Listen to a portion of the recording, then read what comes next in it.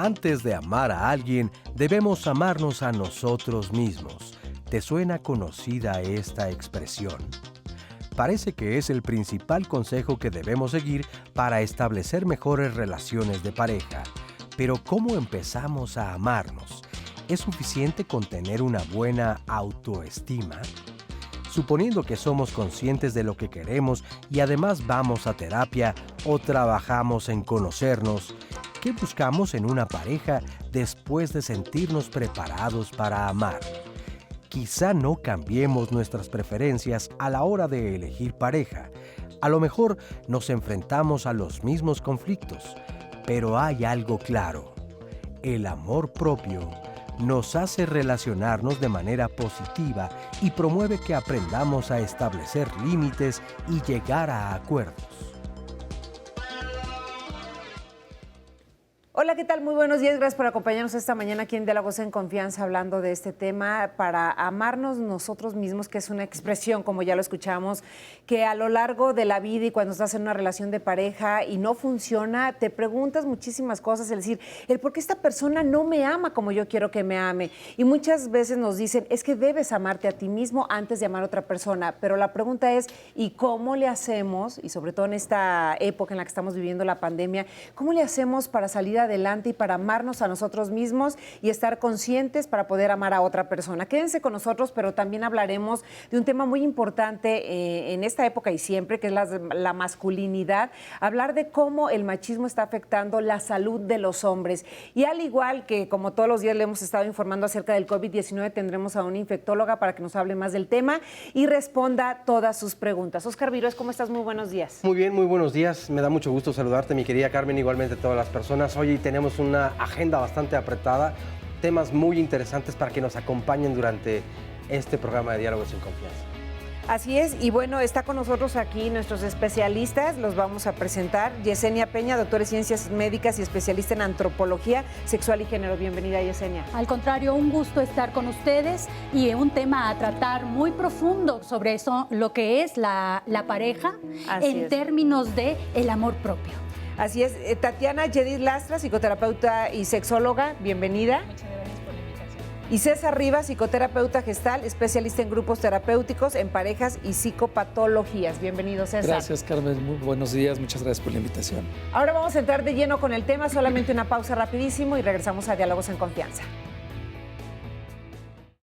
Mi visión hacia la mujer es una mujer bonita, que sea activa, que sea independiente, pero por lo mismo al paso del tiempo pues reaccionan violentas, o sea, como que se transforman y muestran su cara violenta y me han llegado a golpear. Y ya aún así yo he soportado y ni así se quedan conmigo, o sea, digo, si esa es la parte que yo tengo que vivir, pues la vivo, pero no, ya cuando menos veo ya están con otra persona. Son relaciones ya hasta último grado, en cierto modo, violentas, porque la mujer es la que me ha violentado a mí y yo hasta ahorita pues no he tenido ningún problema con ellas al grado de provocarles violencia. Yo pienso que las trato bien, que no soy grosero, que las apoyo económicamente y aún así se van. Siempre tropiezo con esa misma piedra, que quizá porque algo hay en mí que no sea lo que funciona, porque yo veo que hay otras parejas que tratan mal a la mujer, que no les dan dinero y ahí están, siguen con ellos y en mi caso no, en mi caso me dejan. Yo no me lo explico, o sea, yo no tengo explicación, simplemente yo busco a la próxima que sea exactamente igual. Una persona dócil no me gusta, no me interesa. La relación actual me dice, nada más no me hagas enojar. Y es lo que a mí me detiene, de no hacerla enojar. Cuando veo que se está enojando, le digo, no, mañana hablamos. Pero sí, cuando ellas me dicen, no me hagas enojar, yo ya sé lo que sigue, o sea, ya sé lo que viene. A mí así ha funcionado las relaciones, o así han sido, más bien. Hasta que llega la separación, se van. Muchísimas gracias a este testimonio anónimo por compartirnos su historia, que a veces no es fácil reconocer lo que se vive con una pareja y el por qué repite los patrones una y otra vez. Él habla de aguantar, habla de que lo violentaban y aún así decía, bueno, pues así es y yo me aguanto, ¿no? Aguanto todas. Esta parte también que tenemos introyectado del ser proveedor, entonces con ser proveedor ya estoy cumpliendo con la pareja, pero no es una persona feliz. Cuando se van, dice, ¿pero por qué se van? Pero ya estuvo aguantando varias situaciones que no lo hacían sentir cómodo ni feliz con esa relación.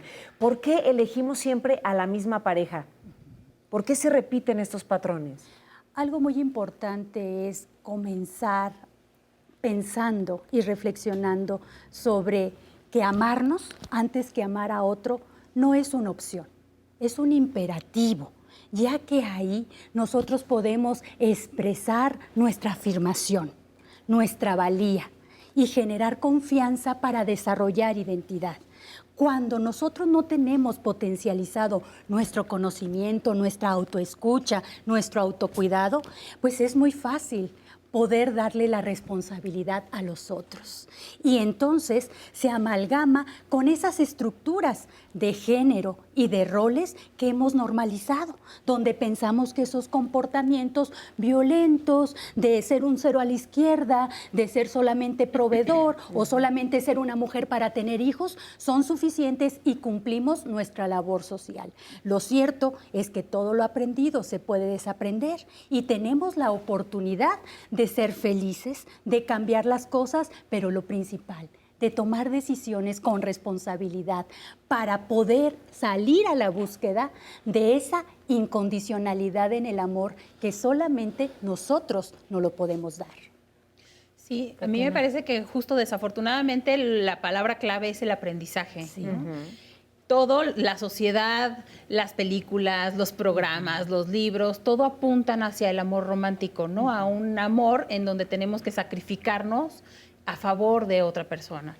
Entonces, de alguna forma hay que empezar a cuestionar y a desmontar esos aprendizajes para justo llegar a este punto de valorarme a mí mismo o a mí misma y no sacrificarme a favor de una relación de pareja.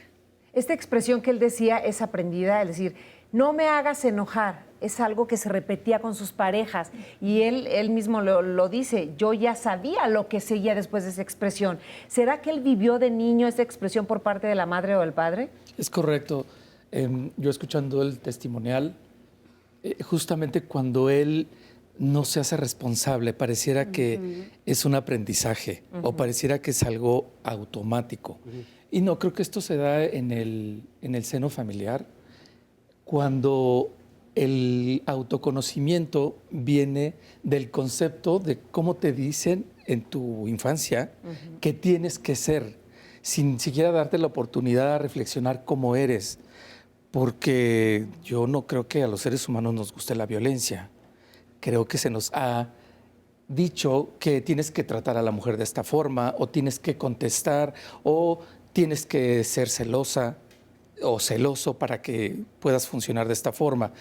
Entonces ahí hay una distorsión en el autoconocimiento, porque nos dicen cómo tenemos que ser y no tenemos esta capacidad reflexiva de saber cómo quiero ser. Entonces elegimos pareja siempre buscando la aprobación de los demás. Sí, por Desde supuesto. El círculo social, los amigos, la familia. Por decir, si traes, no sé, o quieres más bien a alguien a tu lado que sea muy atractivo, muy atractiva, es porque entonces los demás me van a aprobar que traigo a alguien que es visualmente muy atractivo. Es correcto, porque de alguna forma en tu infancia me refiero a un caso con esto que comentas que me parece muy importante, de cuando a la niña se le educa, eres la más preciosa, eres una princesa, y entonces cuando la niña crece va a buscar un príncipe, pero resulta que el príncipe es un patán. El príncipe es violento, es infiel, es alcohólico, pero como tiene un estereotipo de príncipe, entonces es lo que más refiere a lo que eligieron a la niña que tenía que buscar. Bueno, también es cierto que infancia no es destino. Claro. Y que eso es puede solamente cambiar. una parte de nuestra película que vivimos.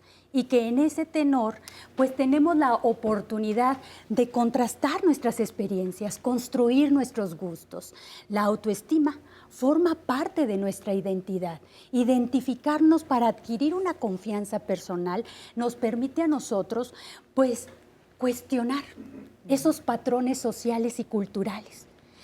Tener autoestima implica también tener un sentido autocrítico y pensar que la autoestima no solamente es personal, sino que este autocuidado, que este reconocimiento y esta confianza se extiende al ámbito mediado por la sociedad y la cultura. Si yo necesito personalizarme e individualizarme, es porque también ya se ganaron derechos. Tengo derecho a una personalidad, a ser feliz, tengo derecho a ser un ciudadano. Si yo tengo la conciencia de poseer un cuerpo sexuado, de ser un sujeto sexual y tengo la capacidad de tomar decisiones y responsabilizarme, es porque ya tengo un sentido crítico y puedo criticar esos roles, arqueotipos y estereotipos que me dicen cómo debo de ser.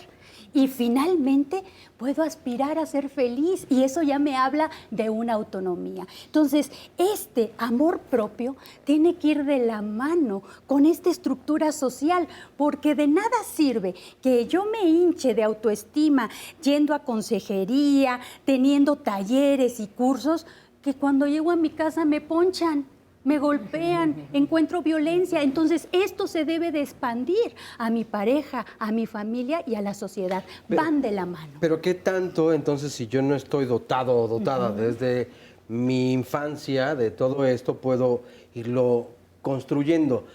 Yo creo que nunca nos dijeron de niñas o de niños que la relación es primero conmigo misma Claro. o conmigo mismo. Claro. Es más, muchas personas creo que hasta podrían pensar, no hay cosa tal, es absurdo pensar que existe una relación con uno mismo. Y sí existe, porque también hay conflictos, porque también esto del autocuidado y esto del autoamor, creo que tiene que ver, o sea, yo tengo comportamientos, lo digo personalmente, comportamientos destructivos. Hay cosas que hago que sé que van en contra de mi salud. Todavía no descubro a veces por qué lo hago. O sea, está muy en mi inconsciente cuáles son estas huellas que tengo. O sea, ahí es donde creo que va esta idea de no nos terminamos de construir y nos damos cuenta que a lo mejor no llevo una buena relación conmigo, pero antes tengo que pensar en quién me va a dar ese valor social afuera. Porque Claro, creo que debemos de depende. empezar por el bien tratarnos, como nos dice Fina Así Sanz. es. Vamos a escucharle y ahora lo comentamos. Fina Sanz, psicóloga, sexóloga y pedagoga, es la creadora del concepto del buen trato como una forma de vida. Es decir, promueve el autocuidado y el cuidado de los demás como una manera de relacionarnos socialmente. La autora del libro El buen trato como proyecto de vida propone que dejemos de normalizar las relaciones de maltrato que establecemos, que reconozcamos que la primera persona a la que muchas veces maltratamos es a uno mismo. ¿Identificas de qué manera puedes estar maltratándote? Al tener una pareja, esperamos que esa otra persona sea quien nos dé lo que no somos capaces de regalarnos. Por lo tanto, es muy común que estemos buscando quien llene nuestros vacíos. Fina Sanz parte del autoconocimiento como metodología para indagar en nuestras emociones, sensaciones, pensamientos, imágenes y comportamientos para corroborar lo que es válido y concretarlos en aspectos personales. Es decir, el autoconocernos nos ayuda a establecer límites y a decirles a los demás cómo deseamos ser tratados. La elección de pareja comienza con elegirnos a nosotros mismos antes que a cualquier persona y escuchar qué es lo que queremos. Para eso es necesario conocernos, amarnos y respetarnos. Pero ¿cómo lo hacemos? ¿Es algo que tenemos que aprender?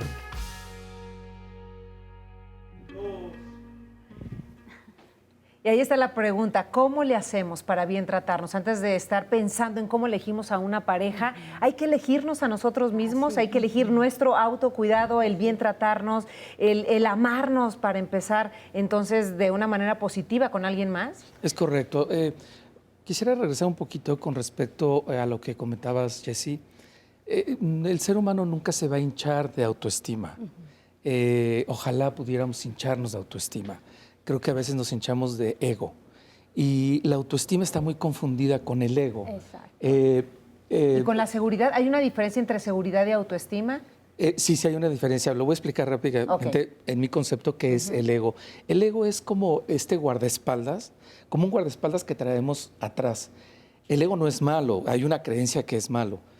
El ego siempre se va a manifestar de dos formas, de una forma funcional y de una forma disfuncional, porque incluso el ego nos salva de muchas cosas, de muchas situaciones, incluso de enfermedades.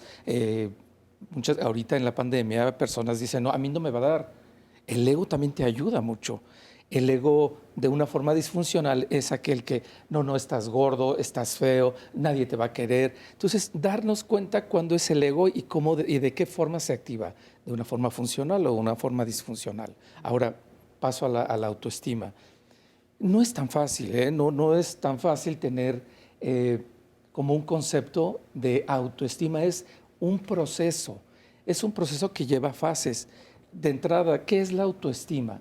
La autoestima es reconocer todas aquellas cosas que estimo de mí mismo en mi persona, las cuales reconozco y puedo alimentar. Eso para mí sería la autoestima. Como soy una persona trabajador, soy honrado, soy limpio, soy estudioso, soy honesto, soy buen padre, soy buen hijo. En mi concepto, creo que esas son cosas que hago deporte, como sano, son cosas que van nutriendo nuestra autoestima. Y el autoconocimiento, bueno, las fases, la primera fase sería la autopercepción. ¿Qué percepción tengo de mí mismo? Y aquí puedo entrar como en un gran tema, porque la autopercepción es todos aquellos conceptos y todas aquellas cosas que me dijeron de niño. Decías tú que infancia no es destino.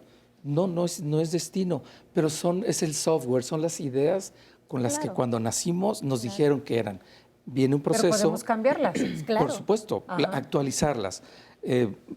Yo creo que el ser humano no cambiamos, nos desarrollamos, nos vamos puliendo. De ahí gran parte del desarrollo humano. Claro. Esto es el desarrollo humano. Sí. No vas a cambiar, pero sí te das cuenta que eres de una forma, que eres violento, pero puedes ir desarrollándote.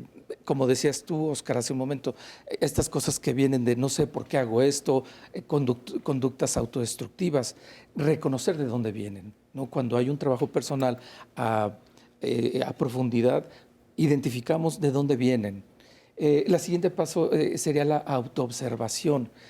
Autoobservar, ver cómo me comporto, cómo soy. En el primer testimonial dijo, es que yo creo que está bien así, ella me hace y entonces pues yo no entiendo por qué se van. Hay una muy poca autoobservación. ¿Por qué se va a ir la esposa o la pareja? Pues porque la golpeas. Nadie quiere quedarse. Pero él era el violentado. Decía que sus parejas lo violentaban. Y ya sabía que seguían. Entonces, él aguantaba la violencia de sus parejas. Exacto. Entonces, ¿cómo le haces para elegir una pareja que no te violente, que no te maltrate desde uno mismo, para empezar con el bien tratarse? Claro, primero que nada es justo tener disposición para amar, ¿no? O sea, tener una disposición donde sabemos que vamos a intercambiar. ¿Qué es lo que yo espero? ¿Cuál es el tipo de afectividad que quiero desarrollar? ¿Hay metas en común? ¿Hay límites? ¿Y puedo yo generar redes por si algo sale mal? ¿Hacia dónde puedo acudir? El segundo es saber que constantemente comunicamos con nuestras palabras, con nuestras voces, con nuestras acciones, y que esa comunicación muchas veces nos saca de cuadro y de contexto. Si yo amanezco todos los días vociferando, echando lagartijas, tarántulas y víboras sobre mí, es que estoy bien fea, amanecí histérica, ni me hablen porque me convierto en ogro o gremlin, pues el otro lo va internalizando y va a llegar un momento en que así me va a tratar, o no valgo nada, soy un cero a la izquierda también. Entonces es ir configurando eso. Y la tercera, insisto, nuestra autoestima y nuestro amor propio se articula con nuestra identidad, con nuestras relaciones sociales para construir relaciones propositivas o no. Y esto depende mucho de los tratos, de las negociaciones, de qué estamos dispuestos o no a dar, pero indiscutiblemente de un sentido autocrítico, de que venimos de un sistema que sí tiene relaciones sociales con desequilibrios de género, que sí internalizamos y que para bien o para mal utilizamos en nuestra vida cotidiana y nuestra vida extraordinaria, y que precisamente esos son los que debemos de observar, de ubicar, romper para construir relaciones más propositivas. Y así tendremos una oportunidad de que nuestra autoestima no sea ilusoria, no sea un empoderamiento temporal, sino real. Y que la gente sienta esa vibra y quiera decir, quiero compartirme contigo, porque como que tú estás más allá del bien y el mal. Así es. ¿Y cómo nos compartimos con una pareja cuando buscamos a alguien que se parece a la relación que yo vi en mis padres? Vamos a escuchar el siguiente testimonio de un hombre. Uno tiene como referencia de cómo comportarse con una pareja, pues la actitud de los padres, ¿no? Yo me veo muy reflejado en mi padre, muy reflejado. Él, para acercarse a mi madre, siempre fue muy forzado, como te decía, como no fue natural, y su cariño se veía yo lo sentía hasta falso, ¿no? Me costaba mucho trabajo ser abierto, ser, pues, genuino. La primer novia con la que yo anduve, pues ya fue muy grande, ya tenía 25 años, por favor. Entonces, ella venía de una familia muy conservadora. Sus papás vivían juntos, ya tenían 50 años de casados, viviendo juntos. Ella funcionaba muy bien y me aguantó a mí hasta lo inaguantable, ¿no? Todavía me propuso matrimonio, así me dijo, ¿por qué no nos casamos? A mí no me gustó y pronto me aburrí. Me aburrí. Yo deseaba, te digo, a alguien más abierto, que no tuviera tantos, pues no eran prejuicios, más bien ella tenía cierta moral, ella sí se manejaba con cierta moral y yo la calificaba de mojigatería. Entonces dije, no, yo quiero a alguien más abierto, más liberal, y entonces conocí gente así. Y entonces el conservador era yo. Entonces entendí que ahí había toda la libertad que yo quisiera, relaciones sexuales a la hora que yo quisiera, donde yo quisiera, de la manera que yo quisiera. Y pronto me di cuenta que en mí había un gran vacío, porque tampoco era lo que yo quería. Hoy, de entrada, necesito darme cuenta que tener una pareja no es la solución. No es como estar en medio del mar y cuando pasa una tablita me pesco con desesperación porque es mi último camión o porque... No. Simple y llanamente, hoy trato de ver mis carencias y trabajarlas. Pues le agradecemos mucho este testimonio anónimo. Creo que no es común tener opiniones masculinas en el programa de Diálogos en Confianza, pero en estos tiempos se ha dado afortunadamente. Entonces les agradecemos mucho a todos los hombres que participan y a todas las mujeres, evidentemente. Pero creo que sí, bueno, ya se va a profundizar en todo esto que acaba de compartirnos este querido amigo. Pero déjenme también compartirles parte de lo que nos envían a las redes sociales, que por cierto no las anunciamos en un principio. Y recuerden que estamos en Twitter, estamos en Facebook, estamos en Instagram. Y ahora le voy a dar lectura a varios de esos comentarios.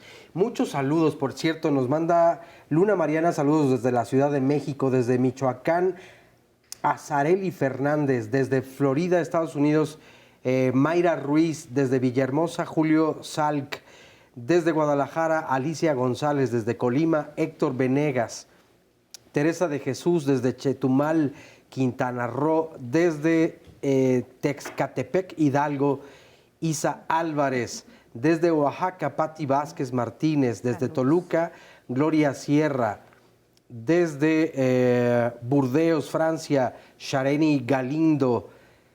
Desde Oscar Wilde, no, esa es una frase. Muchas partes nos saludan. Que les vamos a presentar. Les vamos a presentar más adelante, además, exacto. Más adelante, sí. Oye, nos dice, por ejemplo, una mujer, mi pareja dice que yo soy predecible, pero no entiendo qué me quiere decir con ello. ¿Esto es malo, ser predecible? ¿Forma parte o no de la autoestima? ¿O cómo puedo mejorar el hecho de ser entonces tan predecible? Dice, Janice dice, y sí, es como encontrarnos amor propio. Creo que es difícil, pero se puede. Me encantan los viernes de pareja, nos dice Shareni. Qué bueno. Para aprender a amarnos a nosotros mismos y a nosotras mismas y a las demás personas, podemos practicar meditación meta, nos recomienda Magua R. Bar. Un programa multitemático el de hoy, Pilar Gutiérrez opina. Si no me amo a mí mismo, a mí misma, o no sé qué es amar, ¿cómo podré entonces amar a alguien más? Nos dice Rafa López. Creo que tiene que ver con lo que han estado mencionando desde un principio. Es decir, yo tengo un concepto de lo que para mí es amor, porque eso aprendí desde casa y ha sido mi constructo social. Tendrá que ver también en el país donde me tocó nacer o vivir, porque no es lo mismo el amor en la India que el amor en México, que el amor en la Patagonia o en Groenlandia, donde podría ser, por lógica, un poco más frío. Pero yo creo que tiene mucha razón este comentario. O sea, ¿hasta dónde está la responsabilidad de mis padres, donde yo recibí estas herramientas y esta educación, y dónde comienza mi trabajo?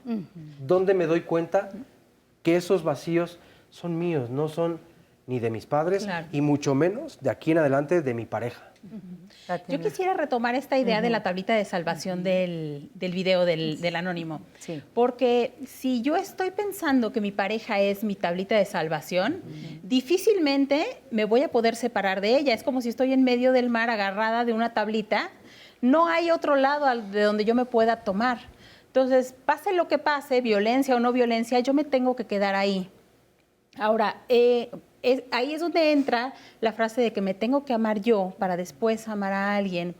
Y a mí la palabra autoestima de repente me hace un poco de ruido porque pienso que está muy manoseada, que últimamente se convirtió en un consejo de, pues, trabaja en tu autoestima. Sí, se banaliza. ¿Cómo lo hago? Sí. ¿Cómo lo mido? ¿En dónde está la receta? No es una ¿Dónde receta, la encuentro? ¿no? Exacto. Entonces, yo pienso que para trabajar el amor hacia uno mismo hay que trabajar en 3 pasos que más o menos ya se fueron platicando.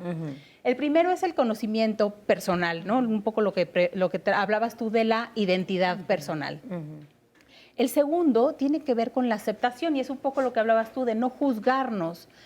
Y realmente tener la apertura para conocernos es muy valiente. Se necesita muchísimo valor para vernos, reconocernos y no juzgarnos y decir, esta soy.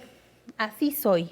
Y es cuando nos empezamos a distanciar un poquito de lo que hemos aprendido o de lo que hemos visto en la familia. Las situaciones que vas teniendo, las experiencias te van poniendo en esta situación de quién soy o cómo le hacemos para ir autodescubriéndonos. Sí, un poco sí, pero también es una actitud. O sea, también pienso que independientemente de las experiencias, si tú no tienes una actitud de estarte revisando constantemente, puedes pasar por la misma experiencia 8 veces, que fue lo que él comentaba, que conseguía parejas un poco parecidas, entonces se va repitiendo el patrón. Y el tercer paso entonces sí es, ya que te conoces, ya que te aceptas, entonces sí es amarte.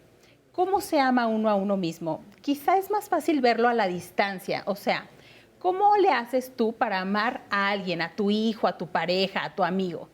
Primero, el primer paso es conocerlo. Es decir, bueno, ¿quién es esta persona? Y un poco pasado el enamoramiento, que es cuando realmente puedes ver a la persona en la realidad, ¿no? Sin tanta fantasía. Entonces, pasas el enamoramiento y después conoces a la persona. Una vez que la conoces, decides si la aceptas o no, si es una persona con la que te quieres quedar o no. En tu caso, tendrás que hacer lo mismo. Primero te conoces, después te aceptas y entonces después empiezas a amar. ¿Cómo amas a un hijo? Le dedicas tiempo, le dedicas espacios, Tienes le detalles. compras cosas, lo consientes, cuidas su salud. Entonces, quizá verlo un poco hacia afuera nos ayuda a entender cuáles son las conductas que tenemos que replicar hacia adentro. Y entonces se vuelve un poquito más sencillo hablar de amor a uno mismo, como que empieza a ser un poquito más claro. Y tener conciencia de que no estás aceptando a esa persona por llenar tus vacíos. Que siempre estamos a veces en la búsqueda de otra persona para que llene mis vacíos, para que cumpla estas expectativas, para que entonces sea aceptada. No, ustedes han hablado justamente de esto, de la aceptación de uno mismo para poder entonces abrir el corazón y abrir la mente para que otra persona entre. Y que tu tablita de salvación seas tú. Eso. Es la única forma. Y eso lleva un trabajo. Un trabajo. Que vamos a ir platicando a lo largo del programa. Todavía tenemos más de Diálogos en Confianza hablando de este tema, de amarse a uno mismo para poder amar a otras personas. Así que quédense con nosotros. Ya regresamos rapidísimo después de esta pausa. A medida que empecé a quererme, dejé de ansiar tener una vida diferente y pude ver que todo lo que me rodeaba me estaba invitando a crecer. Charles Chaplin, actor, humorista, director y escritor inglés. Amarse a sí mismo es el comienzo de una aventura que dura toda la vida. Oscar Wilde, escritor, poeta y dramaturgo de origen irlandés. Yo me sentiría halagado, me sentiría bien y le dedicaría al 100% a estar también. Yo creo que al principio muy bien, sería genial. Pues me hace sentir el rey. Volvemos a lo mismo, ya generando excesos. En ese sentido, pues ya no estaría viendo por él y uno tiene que ver por uno mismo. De maravilla, creo que es una muestra de una relación con confianza, segura. Es que realmente yo creo que tiene que haber un balance, o sea, no puedes dar todo por una persona antes que ti, también tienes que ver por ti. En cierta forma una muestra de amor. Si está viendo por mí y nada más le importo yo, lo que yo quiero, lo que yo necesito y él se deja, tampoco estaría bien. Pésimo. Yo creo que es una relación que no va a ninguna parte. Muy mal, porque primero se tiene que querer él mismo y ya después a mí no, si no, no están bien las cosas. Me parecería que eso no es una pareja, es una relación de codependencia. Bueno, pues como vimos, las respuestas son muy variadas, ¿no? Hay quien se hace sentir o los hacen sentir como reyes o como reinas cuando la pareja da todo por esa persona, pone su prioridad a la otra persona antes que uno mismo. Pero entonces, si somos nosotros los que estamos dejándonos de lado y estamos desbordados con la pareja en todos los sentidos, ¿cómo nos hace sentir a nosotros? Yo pienso que es muy peligroso, porque en la medida en la que yo estoy volcada o volcado en alguien más, estoy esperando lo mismo. O sea, cuando yo quedo vacía o vacío... En el fondo sí esperas lo mismo, claro, aunque digas que no. Algo me tiene que llenar y no estoy siendo yo misma. Entonces, seguramente voy a estar esperando que alguien de afuera, quizá la misma persona u otras, sean quienes me den lo que yo estoy necesitando. Entonces las expectativas son muy grandes. Claro. Entrar a una relación, pues sí, implica varios elementos que compartimos. Hay un capital social que muchos llaman por ahí y esto tiene que ver con el tipo de afecto que queremos establecer, con las metas en común. No hay futuro, no hay, o solamente quiero algo, una relación sexual práctica, ocasional, etcétera. Límites que podemos poner, pero sobre todo también hay ese sentido que nos permite a nosotros decir y pensar que quiero algo duradero o algo corto. Y en ese capital social mutuo es donde vamos a ir integrando nuestras parejas. ¿Cómo? En esta integración de pareja con un sentido, volvemos a decir, de autoconocimiento personal, que nos lleva a un autocuidado, que no solamente es el aquí y el ahora mío, de mi imagen, de mis prácticas de seducción, de cómo busco y obtengo una pareja, sino también de esas prácticas de autocuidado que llevamos a la pareja y que llevamos a nuestra familia y la sociedad, porque justo es ahí entender la interpretación personal de que hay ciclos que estoy cerrando, que soy humano, que estoy existiendo y me materializo Y es en mis relaciones afectivas y de pareja donde es muy evidente la materialización. Y en la familia. No soy un cuerpo para otros, una persona para otros, como algunos esquemas arqueotípicos tradicionales de la mujer, ¿no? Donde la mujer se pierde y aún arrastras, tengo que sacar adelante a mi pareja y a mi familia a pesar de que no quiero estar ahí. Ya hablamos de otras posibilidades de relacionarnos de manera propositiva y que nos lleva incluso a nuevas ideas, no solo en parejas, sino poliamorosas, y a nuevas ideas incluso de grupos familiares, consanguíneos, de ambiente o de amistades. Y esto es bueno, pues no son válvulas de escape, son nuevas maneras que estamos reinventándonos en lo individual y que estamos experimentando en lo social para buscar cómo nos conectamos de manera propositiva y bajar los procesos de maltrato y abuso que muchas de esas instituciones históricas han generado también. Claro, muchas veces... Ay, Oscar, sí. Es que nada más rápido, hay un comentario, mencionaste brevemente el poliamor. Hay un comentario de Gerardo Sánchez de la Barquera Valderas, que dice, el poliamor es más natural que la monogamia, que es antinatural. El ser humano es un animal más y es polígamo. No es el tema de hoy, evidentemente, pero creo que tocaste un punto que me parece trascendente, y es que son prácticas nuevas, son evoluciones que muchas personas dicen, no es una sugerencia, no es, háganle por aquí, es más...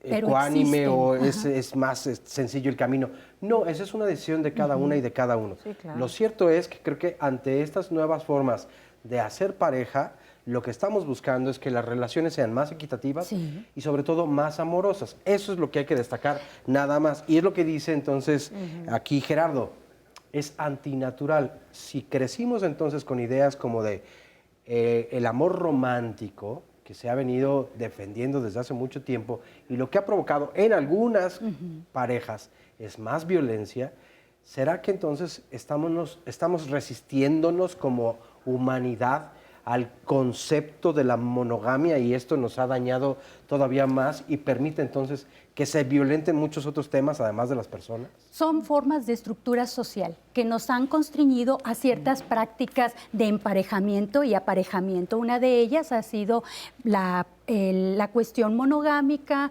cuestiones poligámicas también, androgínicas, etcétera. Pero lo importante de esto es tener y generar el sentido crítico que nos permite a nosotros hacernos de herramientas para empezar a reflexionar. Oye, ¿me sienta bien la monogamia? ¿Yo quiero estar en familia o quiero ser madre soltera? ¿Por qué le tengo terror a la soledad si el primer principio es amarme a mí mismo para poderme compartir con los otros? Entonces es cuando se empieza a reflexionar sobre todos esos arqueotipos, estereotipos y estructuras sociales que han permanecido por mucho tiempo y que las instituciones, muchas de ellas, han fortalecido algunos de estos arqueotipos. Pues lo dicho, todo lo aprendido se puede reflexionar, repensar, buscar nuevas alternativas, desaprender y sobre todo, ¿qué creen? Reinventarnos. El amor es válido. Buscar el camino de la felicidad y de la autonomía es muy válido porque nos permite entonces una socialización compartida.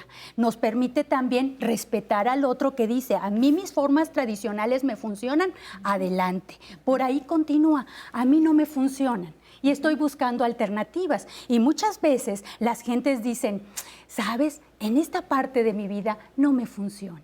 Entonces, vale que te reflexiones, vale que lo repienses y vale también que en tu pareja lo compartas. Porque seguramente la pareja es de carne y hueso como tú y está también preguntándose si tú eres su amor. Si tú eres su experiencia que quiere vivir o quiere vivir otras cosas. ¿Por qué? Porque no queremos esclavos, no queremos posesiones ni celos.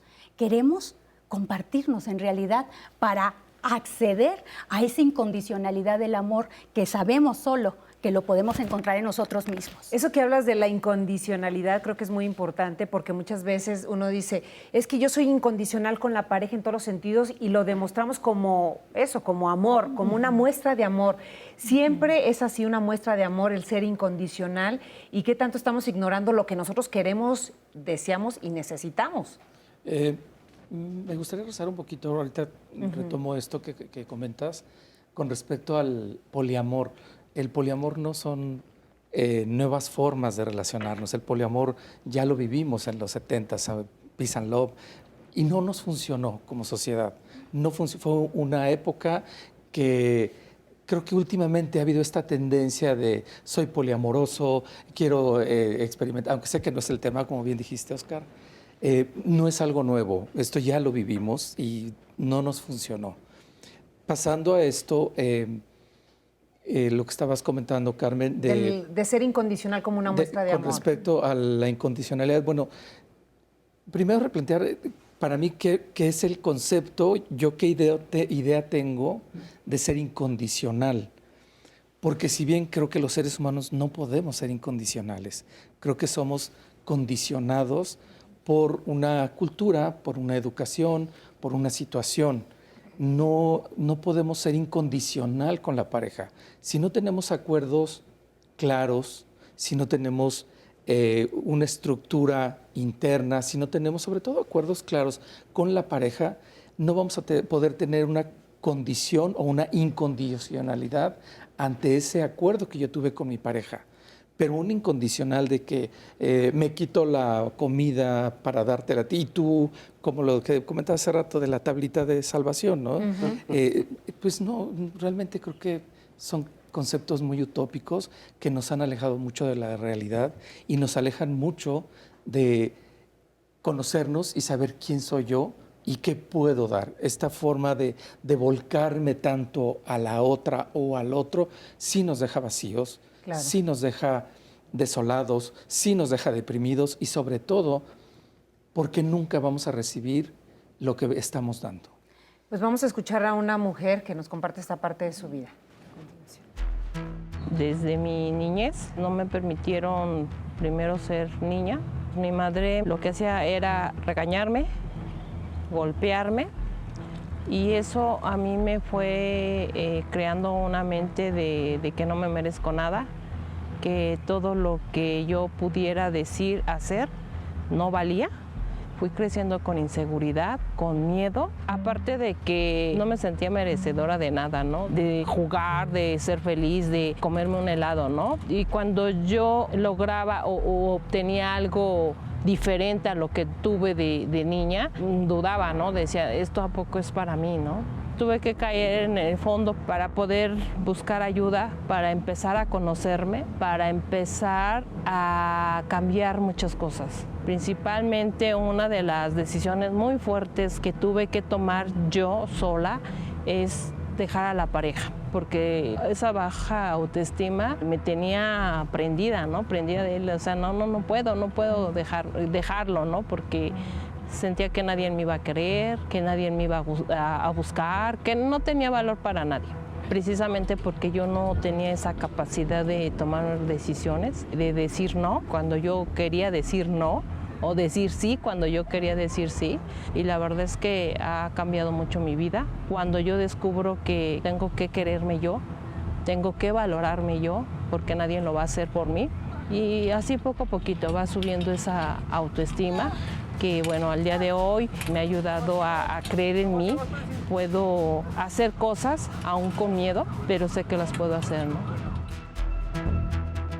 Muchísimas gracias a este testimonio por compartirnos lo que ha vivido con su pareja y de qué forma ella se ha reconocido, se ha amado para poder amar a otras personas. Ha tenido diversas experiencias que le han hecho reflexionar sobre esto, pero Yesenia, querías hacer como una aclaración de la incondicionalidad, la fidelidad y la lealtad, esas diferencias que pueden existir en la pareja. En la relación en pareja creo que estamos hablando de los acuerdos que hacemos para ser fieles. y las posibilidades que tenemos para ser leales ante las adversidades de la vida. Así sea incluso en un trato poliamoroso, donde podemos tener un acuerdo y no lo vemos como un problema la infidelidad, siempre y cuando haya lealtad. Que sí por se tiene ejemplo. que hablar. Que sí se tiene que hablar. Porque muchas veces debe se haber un considera que esto pues ya está entendido, ¿no? Sí, no. Y en ese No somos entendimiento hay un montón de problemas. Sí. No somos magos para adivinar lo que piensa el otro.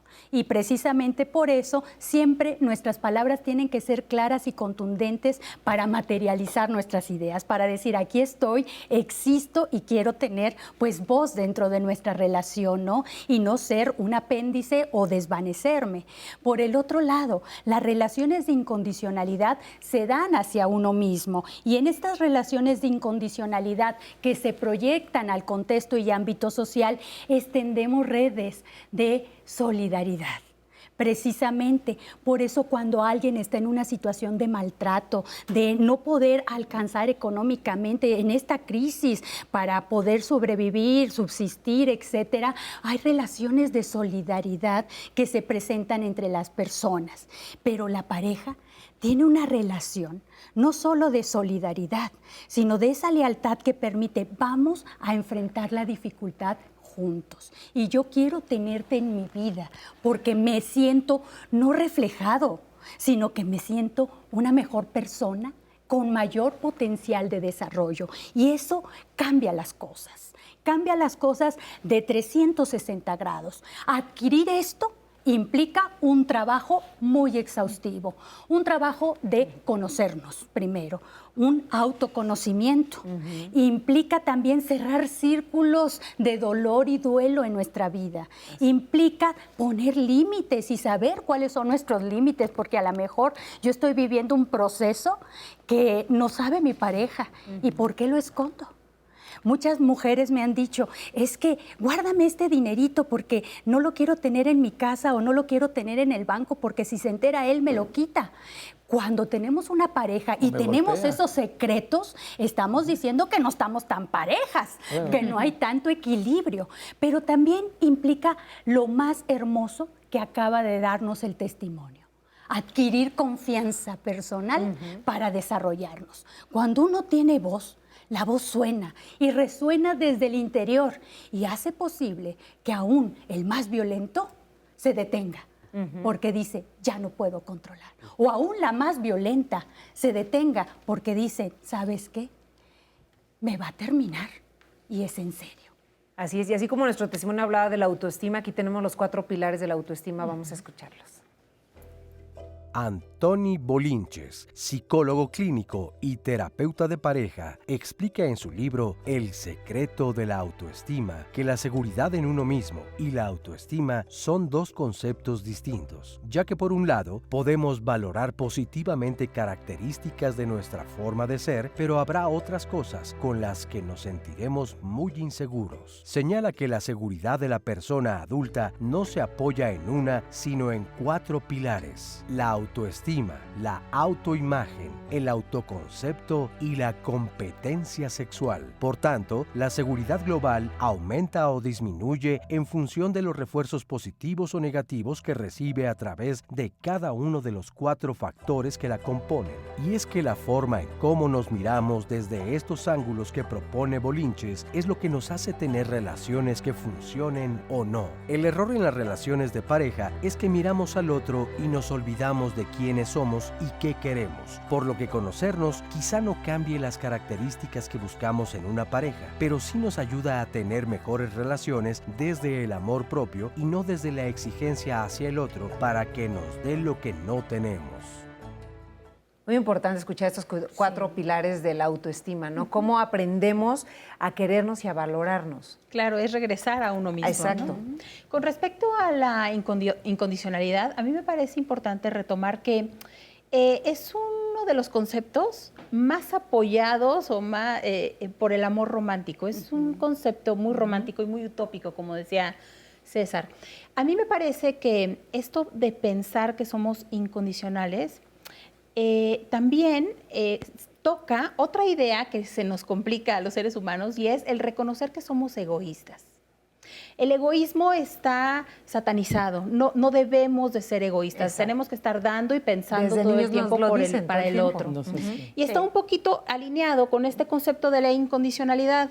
Si yo acepto que sí tengo condiciones, como todos tenemos, entonces nos estamos reconociendo egoístas y mucha gente no lo puede hacer. Entonces, a mí me parece que es importante revalorar el término del egoísmo. Es importante ser egoísta, porque en ese sentido podemos estar pensando en nosotros mismos antes que en nadie. Si no nos reconciliamos con ese concepto, no lo vamos a poder hacer. Entonces me parece que hay que empezar por observarnos y aceptarnos egoístas y condicionales, porque todos lo somos. Y otro comentario que quería hacer era con respecto a las diferentes formas de relacionarnos. A mí me parece complicado, peligroso decir que algo no nos funciona, porque yo pienso que lo que funciona y no funciona tiene que partir también de una reflexión personal. A mí me funciona o a mí no me funciona. A mí me ha funcionado, tengo ganas desde el autoconocimiento que he logrado. ¿Quiero acceder a otros tipos de relaciones o no? Y a partir del autoconocimiento me parece que sería interesante incluir esta idea de cómo pongo límites, porque en toda relación cuidadosa para conmigo y para con el otro, tienen que haber acuerdos y tienen que haber límites cómodos para mí y cómodos para la otra persona. Y esos límites están ahí para cuidarnos y para afianzar también nuestra identidad y nuestra autoestima. Así es. Dentro de estos 4 pilares que nos muestran, hay uno muy interesante que se relaciona directamente con la autoseducción. Autoseducción tiene por base la confianza, la actitud. Y precisamente empieza uno desde lo personal a tener el autocuidado, generar una imagen, una manera de hablar, de sentirse higiénico, sano, para poder proyectar y atraer y comunicar dentro del entorno al tipo de sujeto, persona con la que uno quiere relacionarse. Y esto es crucial. Entonces, la confianza va a ser un eje que se desarrolla en ese amor a sí mismo y un eje crucial para la autoestima y la construcción de la identidad. Si yo quiero o me gusta una persona intelectual, pero pues no salgo nada más de que les gusta, de algunos espacios donde no puedo encontrar esa persona, pues solamente es una utopía. Si a mí me gusta una persona atlética y no hago ejercicio, pues también voy a estar ajena a esos espacios. Entonces también es un reconocimiento de nuestras relaciones sociales para ir en búsqueda y ponernos en espacios y recrearnos y darnos a conocer. Es tener disponibilidad para amar. Oscar, muchos comentarios también. Así es. Alejandro Arriaga nos comenta, creo que antes de amar está la formación que nos dan los primeros 7 años de vida y el reflejo de la persona con la que nos relacionamos son tus padres, tu familia, porque durante los primeros 7 años es cuando se integran los mitos, los hábitos, las costumbres, que hablan de lo que será la relación y que marcan además esa compatibilidad o posible compatibilidad. Ariel Fuentes, soy una persona que tuvo un accidente en el 95, del cual a la fecha no me recupero aún, pero tengo una esposa que me brindó la ayuda necesaria, pues yo hasta quedé en estado de locura y por la enfermedad me estaba volviendo violento y no alcanzaba a apreciar lo que hacía por mí y por mis hijos. Los dos, entre comillas, pues yo me daba cuenta de lo que hacía. Pero de cualquier manera doy gracias a Dios y a ella que me haya aguantado esos 25 años a partir de mi accidente. Ya vamos a cumplir 45 de casados. Me ha aguantado, como dicen los especialistas, todos mis desplantes. Ha sido una muy buena mujer, compañera, ama de casa, pero el que haya podido sacar adelante a mis hijos mientras yo estuve postrado en la cama y ella salió a trabajar es encomiable y aún me ayudaba a arreglar mi pensión. Citando al patrón, no se hizo cargo de nada. Cuando el patrón no se hizo cargo de nada, más que mi esposa. Ya los matrimonios no duran nada. He aquí, le agradezco mucho a Ariel por compartir la experiencia vivida y bueno, que su pareja pues adoptó de verdad un papel solidario con incondicional, como tú decías hace rato. Eso es un compromiso que probablemente no se vea muy seguido. Yo creo que hay personas que optan por decir, pues yo no tengo la necesidad de continuar con esta relación en la forma en la que está en este momento y también sería válido. Sin embargo, socialmente, sí también corres un riesgo de ser señalado o señalada, porque inmediatamente diríamos, qué poco la amaba, qué injusta, qué mala persona, que también tiene derecho la otra persona a decir, yo elijo lo que acaba de compartir nosotros, o decido no construirme a mí, porque sí hay un gran compromiso, ¿no? Pero bueno, ya nos dirán un poquito más adelante. Perla Hernández dice, yo creo que infancia es destino, debido a que nuestra generación o nuestra infancia nos prepararon para callar y no tener una autoestima elevada. Yo tenía muchos miedos, vivía sobreprotegida y en relación a mis padres, en amor y emocional, fue poco. Actualmente, debido a esto, adquirí un problema psiquiátrico como una fobia específica y una obsesión, la cual atribuyo a todo lo que viví durante mi infancia. Las parejas que he tenido me han maltratado emocionalmente, inconscientemente las escojo. Así por eso sigo sola. Estuve casada 30 años y él me quería a su manera. Otras 2 parejas eran personas con actitudes machistas. Esto lo traigo a colación debido a que en mi infancia vivía llena de miedo y desconfianza. Sin embargo, estoy en psicoterapia y tomo medicamentos debido a mi problemática psiquiátrica. Claro, pero lo puede cambiar. Aquí hay 2 puntos que quiero tocar. Desde luego lo puedo cambiar. Pero hay personas que viven con alguna discapacidad con algún trastorno, como es en este caso, donde las cosas se complican un poco más. Y quiero extenderlo además a algunas poblaciones en donde toda esta información no llega. No viven con una discapacidad, pero sí con una falta de información y de educación que discapacita al mismo tiempo. Entonces, ¿qué pasa cuando una persona no tiene nada de la información que se está manejando ahora y podemos identificarlo? O vives con una enfermedad o una discapacidad que condiciona mucho. Sí, muchos de estos elementos son reales, en el sentido de que desplazamos nuestra responsabilidad y nuestra decisión. Y por eso uno llega a pensar que infancia es destino. Pero está la otra parte. En este testimonio, la persona ya está buscando apoyos solidarios, terapéuticos y consejería, porque se ha dado cuenta que infancia no es destino y está buscando la manera de salir adelante de manera armoniosa para tener una oportunidad de vida, volver a abrazar el sentido de la vida y tratar de buscar alegría y felicidad. En cuanto a personas que viven una condición de no estar en las ciudades, como poblaciones indígenas, poblaciones rurales, y que no llega toda esta información, también es real que existen muchos mecanismos de estructuras sociales diferentes a los de nosotros en nuestra condición totalmente individualista. Hay aspectos comunitarios de apoyo cuando se presentan violencias y maltratos. Sin embargo, eso no quiere decir que todos estén de acuerdo con sus pautas culturales y sociales, como nos pasa a nosotros. Y habrá gente que lo va a reflexionar, habrá gente que buscará nuevos caminos, pero que también tendrá la oportunidad de ventanas de ventanas de salida y de transformación para renovar las formas de convivencia social. No estamos encerrados, no estamos aislados. Busquemos esas renovaciones permanentes para encontrar nuevas formas de convivencia personal y en sociedad.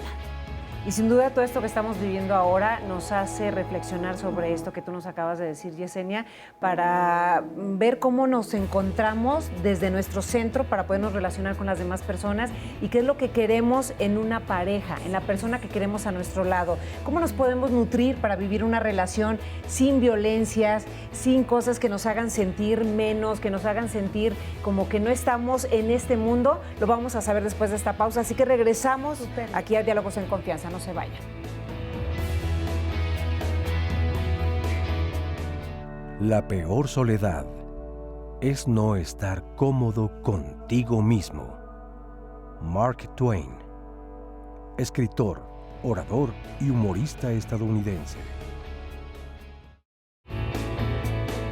Algo muy importante es comenzar pensando y reflexionando sobre que amarnos antes que amar a otro no es una opción. Nosotros podemos expresar nuestra afirmación, nuestra valía, generar confianza para desarrollar identidad.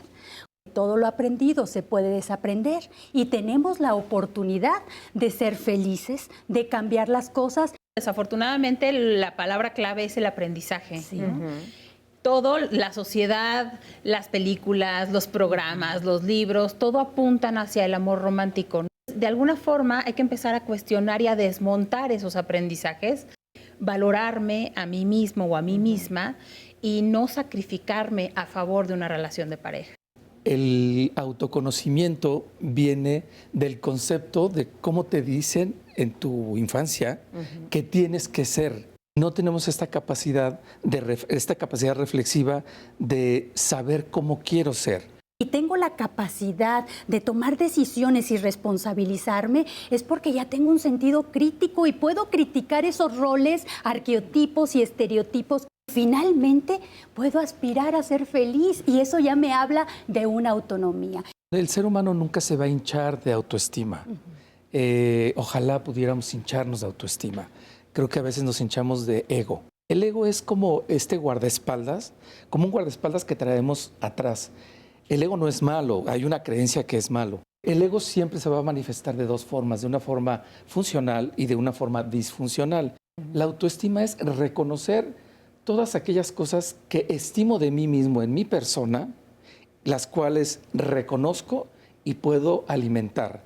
La autopercepción es todos aquellos conceptos y todas aquellas cosas que me dijeron de niño. Si tú no tienes una actitud de estarte revisando constantemente, puedes pasar por la misma experiencia 8 veces. Primero te conoces, después te aceptas y entonces después empiezas a amar. Yo creo que ese es el trabajo más importante del ser humano en la Tierra, el conocerse para también desaprender. Eso es algo que pasa muchísimo en el proceso de cuando alguien llega conmigo, ¿no? En estas conversaciones o en las clases, siempre les digo que lo que tenemos que hacer es desaprender. Paso número 1 es poder tener la disposición de desaprender, de darnos cuenta que vamos a cuestionar todas las creencias que tenemos de mi persona para entonces conocerme realmente y darme cuenta que sí son cosas mías, que digo, ay, esto sí es mío, esto sí me gusta, y que otras cosas, empezar como a identificar qué otras cosas no son mías, pero que yo he seguido como un patrón. Muchas veces aparece la resistencia, ¿no? La resistencia de lo que yo creo que debe ser, lo que mi abuela, mi mamá me han dicho que debe de ser, y por ser leal a eso, no cambio. Algo que yo recomiendo muchísimo es tener una historia, revisar mi historia, porque tu historia es lo que te hace, lo que hace ser la persona que eres.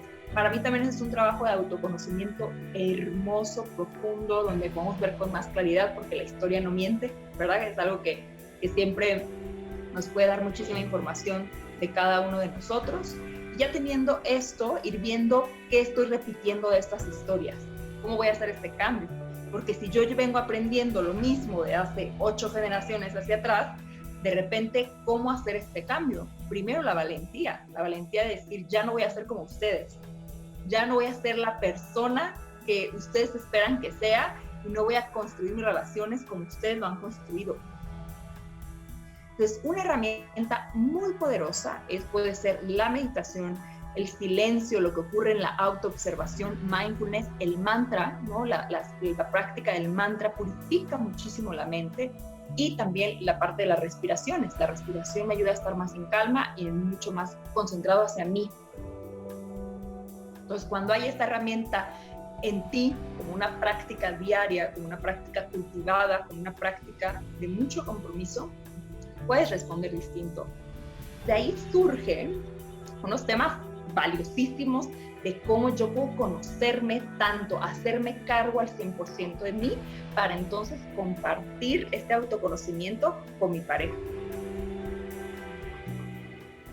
Muchísimas gracias a Alma por esta entrevista que nos dio Diálogos en Confianza a través de la distancia, ahora a través de la tecnología que nos ha ayudado tanto a comunicarnos con todo nuestro público. Ella nos habla de este autoconocimiento, la terapia nos ayuda a este autoconocimiento, pero ¿qué otras opciones podemos encontrar que nos ayuden a este crecimiento y para que sepamos un poco más de nosotros? Yo traigo unos pequeños tips para autoconocernos.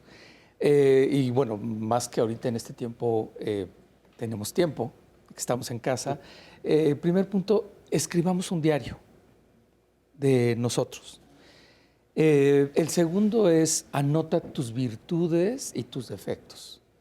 El tercero es escribe tus pasiones.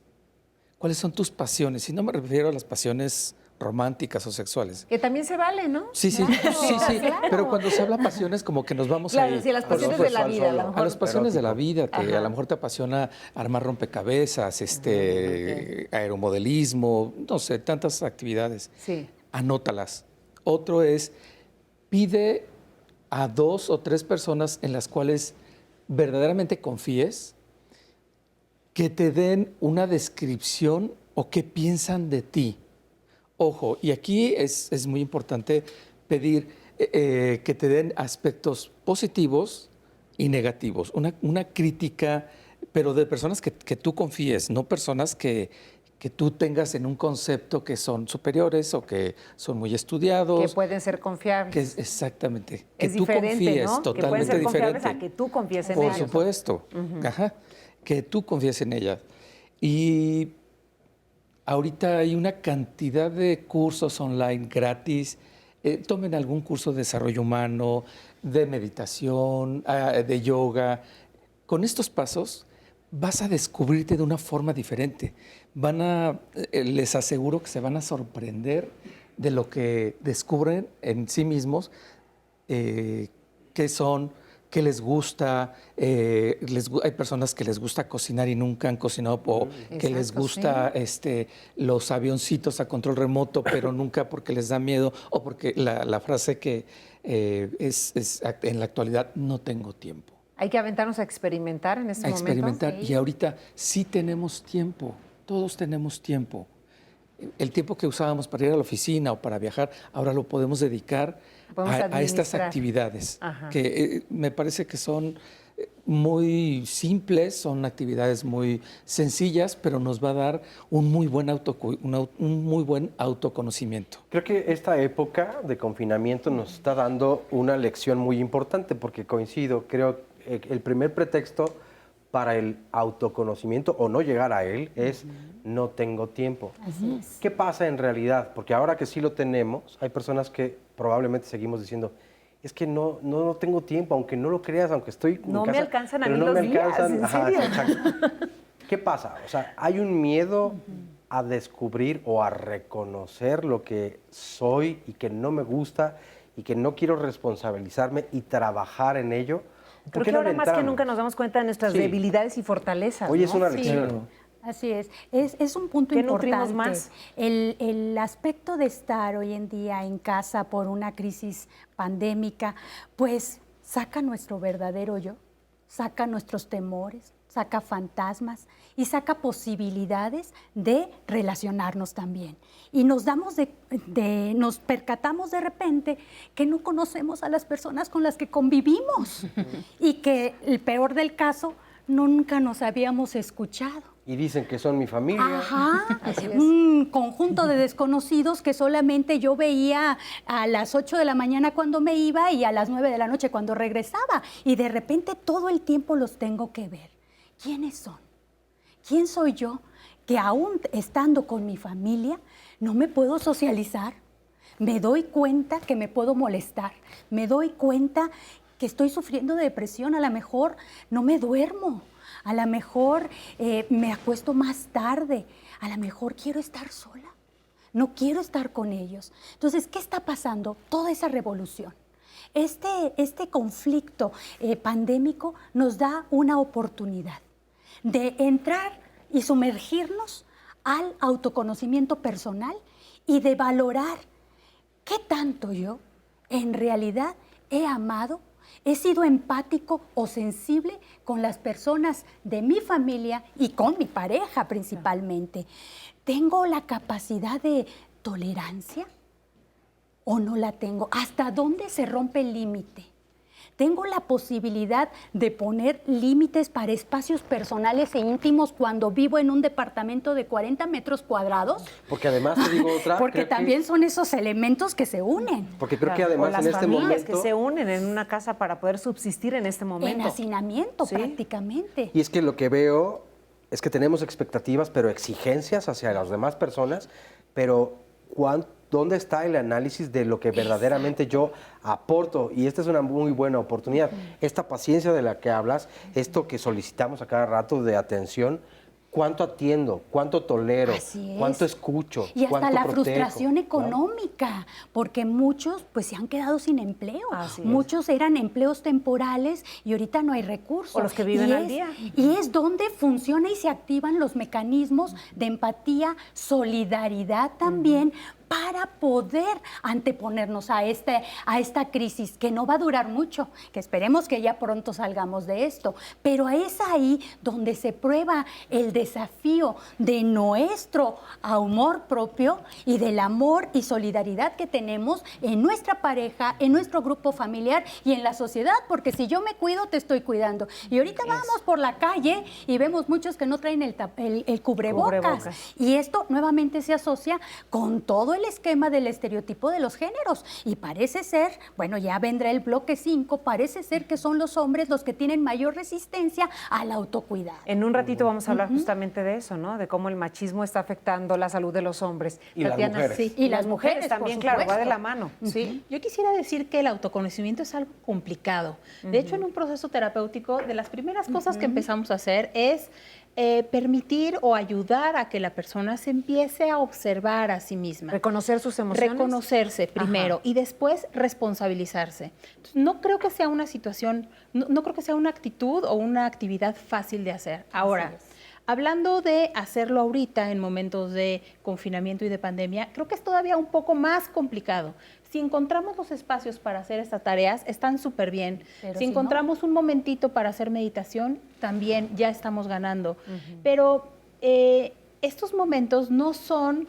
no es que yo tenga la sensación de que me sobra el tiempo.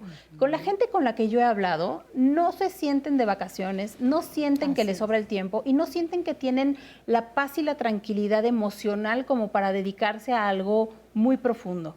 La mayor parte de la gente está tratando de sacar el día, no pelearse, hacer de comer y pasar 3 horas desinfectando el súper. Digamos, con metas un poquito más... aterrizadas, más prácticas y a veces en tareas un poco de distracción más que de reflexión. Entonces, mi sugerencia sería, si encuentras el tiempo y el momento para dedicarle un poco a la autoobservación y al autoconocimiento, está muy bien, pero si no, también está muy bien. Lo que estamos haciendo es suficiente. Y no te angusties, porque mucha gente no va a poder hacerlo porque se siente observada. ¿Y cómo le hacemos para no angustiarnos? O sea, se siente observada. O sea, no angustiarse es complicado. Hay que hablarlo. Hay que tener Hay que voz. soltarlo. Hay que soltarlo y hacerlo evidente con las personas que convivimos. Pero también es cierto que muchos y muchas nos podemos sentir intimidados, porque no es lo mismo que yo nada más te vea a ti 4 horas o en la noche, a que te vea todo el día y sepa que me estás observando, que a lo mejor yo quiero un autoerotismo y no puedo porque todos están en mi cuarto, que a lo mejor yo quiero hacer una llamada privada y me tengo que salir a la azotehuela para que nadie me escuche. Entonces, en estos momentos de confinamiento, uno de los grandes conflictos es la intimidad. Y justo ahí es donde podemos buscar otras válvulas prácticas, ¿no?, de socialización al interior. Si ahorita yo no puedo hacer mi trabajo personal, pues hagámoslo de manera extensiva, con acciones prácticas. Y si lo puedo hacer, ¿qué creen? Funciona la meditación, funciona la consejería, funcionan los cursos, pero también funciona tus propios campos de espiritualidad. ¿Te gusta orar? Hazlo. ¿Te gusta cantar? Hazlo. Ponte a bailar, ponte a cocinar. Es decir, elementos prácticos ocupacionales para que la cinta no corra y me sienta frustrado y entonces se detone en un ámbito de agresión. Vamos a ver el siguiente testimonio y ahorita te doy la palabra. Perfecto, sí. Muchas veces es una frase muy trillada, creo yo, ¿no? Cuando te dicen, hasta que tocas fondo es cuando realmente reaccionas y piensas en qué es lo que de verdad quieres en muchos aspectos de tu vida, no solo en cuestión de pareja. Yo tuve una relación, digo larga porque fue la primera relación que en realidad duró varios años, y a partir de que termina esa relación, literalmente yo sentí que me rompieron el corazón. Y entonces caí en vicios, en vicio de trabajo, en vicio de alcohol. Teníamos un amigo, mi expareja y yo, un amigo psicólogo en común. Entonces un día desperté y dije, creo que este no es el camino, no me siento bien con esto.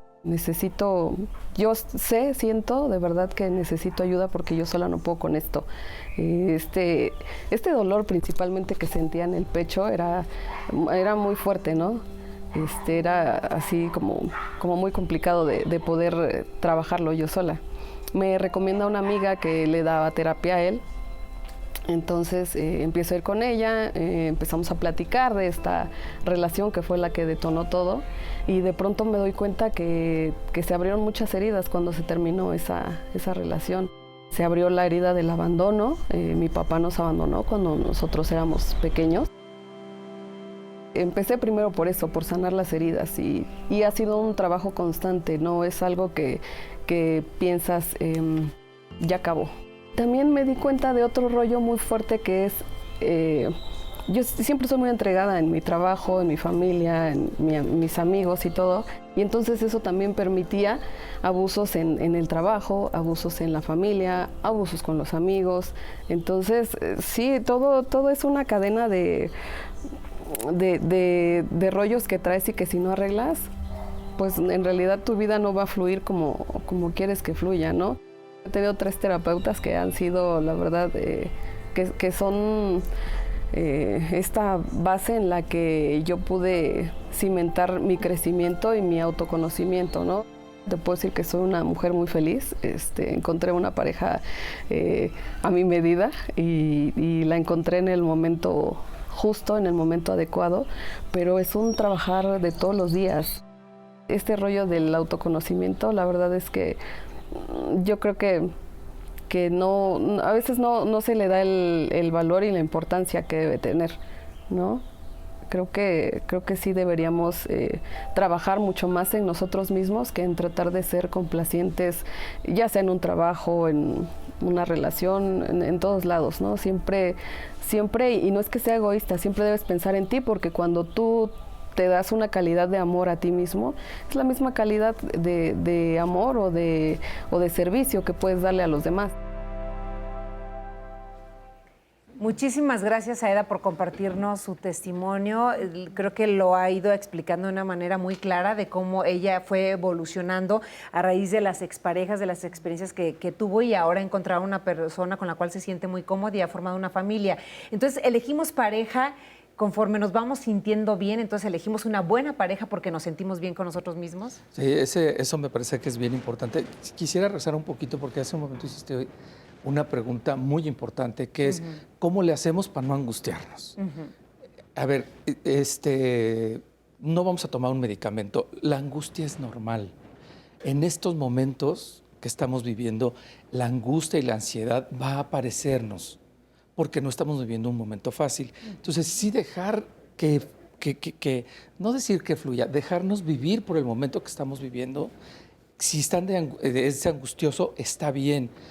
Si los niños se aburren, está bien. Yo sí estoy muy a favor de que si el niño se está aburriendo, que se aburra. La aburrición da pie a la creatividad. Está bien que un niño se aburra, que un adulto se aburra. No está mal. Yo no soy partidario de quitar la angustia con una gotita, con una pastillita, y mucho menos en este momento. Entonces, creo que son estados muy naturales del ser humano lo que estamos viviendo. Por ahí se comentó que este momento está sacando nuestro verdadero yo. No creo que sea nuestro verdadero yo. Creo que estos momentos está sacando una parte de nosotros que también somos y que no está mal. Puede ser una parte un poco irritable, puede ser una parte brusca, puede ser una parte aburrida, y está bien. no tratar de eliminar o de quitar con algún deflectar, o sea, desviar la atención, porque creo que eso no nos ayuda. Al contrario, tratar de quitar la angustia, evitándola, la hacemos intermitente o la hacemos crónica, porque entonces vuelve a aparecer con más fuerza y vuelve a aparecer y vuelve a aparecer. Solamente quería acotar eso. Sí. Y regresando a tu pregunta. Que si nos sentimos bien, entonces elegimos bien a una pareja. Fíjate que es correcto, si nosotros ya pasamos por este proceso de conocernos, ya pasamos por este proceso de estar con nosotros mismos, recordar que el autoconocimiento siempre nos va a dar felicidad y nos va a dar mucho éxito, no solamente en proyectos, sino también en nuestras relaciones.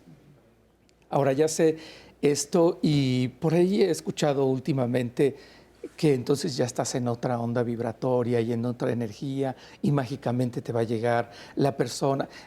Bueno, es un concepto que yo creo que es un poco de alquimia, magia, que yo no manejo y no la conozco, pero lo que sí estoy consciente es que si yo estoy en paz conmigo mismo, si yo me conozco, si yo conozco mis límites, entonces podré conocer a una persona que en el momento que quiera pasar el límite, ojo, el límite no es con la otra persona, es conmigo mismo. Es utópico ponerle un límite a la otra persona. El límite, me lo pongo yo, es que yo no voy a permitir que esa persona transgreda mi límite de violencia o transgreda mi límite de abuso o de cualquier tipo de límite. Si yo estoy seguro de qué objetivos, hace un momento se comentaba de que a mí me gusta la gente culta o la gente que hace ejercicio y yo no lo hago, bueno, ahí hay un poco de incongruencia, porque creo que no te conoces mucho, ¿no? ¿Cómo te va a gustar a alguien que sea un catedrático o que sea alguien culto o un intelectual cuando tú no lo eres? Pues no va a haber un encuentro. Pero a lo mejor hay una atracción, a lo mejor hay un conocimiento ahí de experimentar. Pero, okay, sí, pero si tú no eres culto, si tú no les... ¿Dónde va a haber? Sí, puede haber un encuentro sexual o físico. Pero no te puedes adentrar en su mundo también, a lo mejor, para encajar, bueno, por convicción, no solamente por encajar y entonces agradar. Sí, creo que ahí más bien es cuando el interés es genuino. Es decir, si yo mentí por llegar con esa persona, decir, oh, claro, me encanta todo lo de Octavio Paz, y en realidad jamás no te preguntan, lo sabes, quedas peor. Porque no hay un autoconocimiento de que realmente, si a ti te gusta a alguien que sea un intelectual, bueno, ¿dónde está tu grado de intelectualidad? Porque ¿cuánto lees? Bueno, y más en nuestro país que pues no se lee bastante, ¿no? Pero ahora ya estamos leyendo un poco más. Claro. Creo. Vamos concluyendo el tema de cómo amarnos para poder amar a otra persona, Yesenia. Sí, eso. Amarnos implica la incondicionalidad personal.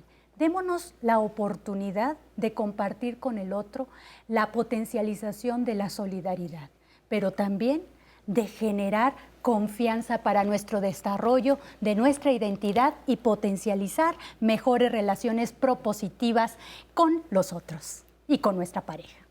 Tatiana. Yo quisiera decir que el autoconocimiento y el amor a uno mismo es lo que nos permite de alguna forma lograr cierto grado de autonomía emocional y lo que finalmente nos permite relacionarnos de manera libre, sin yo depender de ti, pero también sin que tú dependas de mí y sin que yo te quiera cobrar cosas a ti. Entonces, en la forma en la que yo pueda lograr cierta libertad para mí, también la voy a poder ofrecer a las otras personas que se relacionen conmigo. Eso de cobrar creo que nos deja mucha reflexión, ¿eh? Porque a veces hacemos las cosas de una manera consciente, pero entonces me las vas a pagar en el regreso, ¿no? La venganza. Claro. La venganza, Las que ya hemos facturas hablado que en ese programa de ese tema. Sí. César.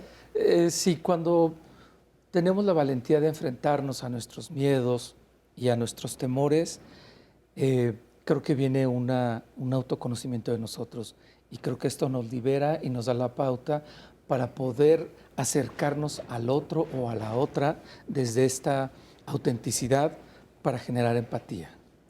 Así es, hay mucho que reflexionar sobre este tema, cómo podemos irlo trabajando desde el interior, irlo externando para estar bien claros de si nos amamos a nosotros mismos, entonces podemos amar de la misma manera o mejor a otra persona. Pero hay muchos comentarios y muchos saludos que mandar porque nos ven en todas partes del mundo, Oscar. La verdad es que sí, y pues bueno, les ofrecemos una disculpa porque no hemos podido leer muchos de los comentarios, pero nos escriben desde Huichapan en el estado de Hidalgo, desde Louisville en Texas, Oaxaca, Tijuana, desde Ecuador, un enorme abrazo, desde Minnesota, desde California, desde Tepexco en el estado de Puebla, desde Chilpancingo, desde Michoacán, desde Coacalco en el Estado de México, desde Coajimalpa, desde León, Guanajuato, desde Monterrey, desde Santiago, Querétaro, desde Aguadulce, Veracruz, Zacatecas, París, es una ciudad en Tennessee. Wow. En fin, desde muchísimos lugares, y les queremos agradecer profundamente porque además no solamente nos mandan preguntas y comentarios, muchas veces nos comparten toda una historia de vida que de verdad, pues eso lo valoramos muchísimo y ojalá pues haya sido representado en algunas llamadas que leímos, pues que desde luego su caso también haya sido considerado. Así es, y Diálogos en Confianza no termina aquí porque en un momentito vamos a hablar de masculinidad y salud, un tema muy actual y que queremos dar muchas herramientas para todos ustedes que no la están pasando nada bien, sobre todo los hombres, para que se cuiden, al igual que nosotras las mujeres. Pero también, como lo hemos hecho a lo largo de estos programas de Diálogos en Confianza, preocupados siempre por su salud y para que tengamos la información de primera mano sobre el COVID-19, más adelante estará con nosotros Jessica Pérez González, que es una infectóloga, para que nos hable del tema y resolver sobre todo las dudas que nos han hecho llegar a través de las redes sociales. Una pausa y regresamos rapidísimo con más aquí en Diálogos en Confianza.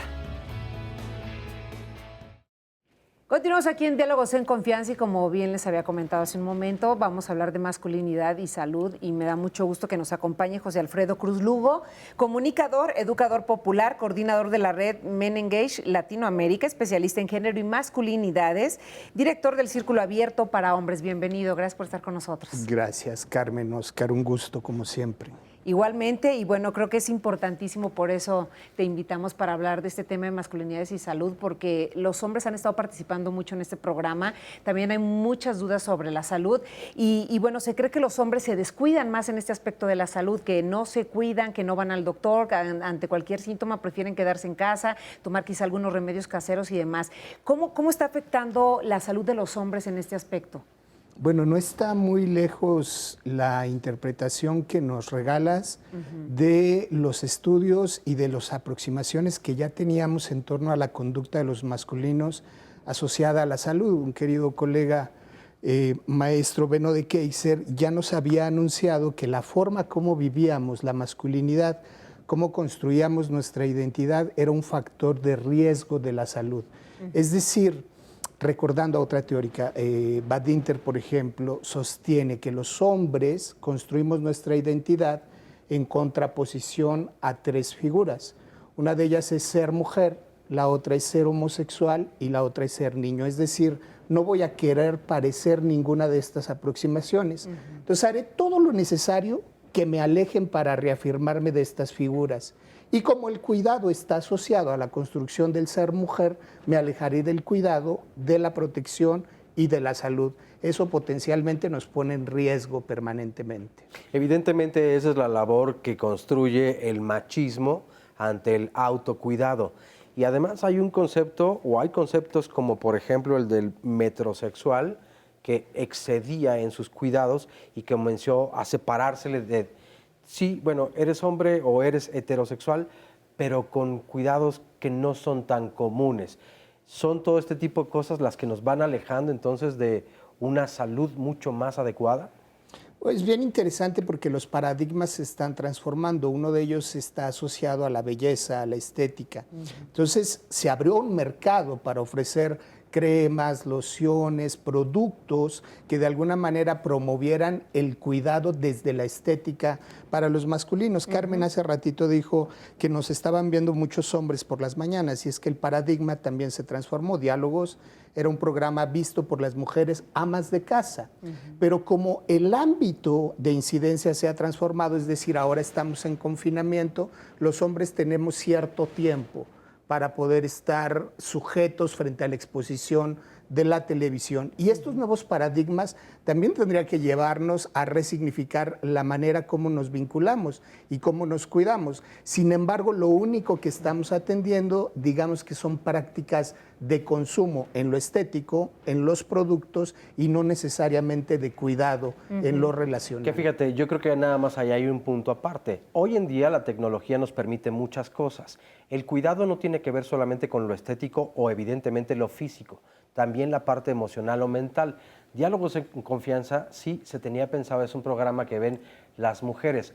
Hoy en día tú lo puedes ver a cualquier hora que se te antoje o que puedas. Exacto. Entonces no hay un pretexto para que los hombres escapemos a los temas que se tratan aquí en el programa, Claro. que aportan y nutren a la salud mental. Claro.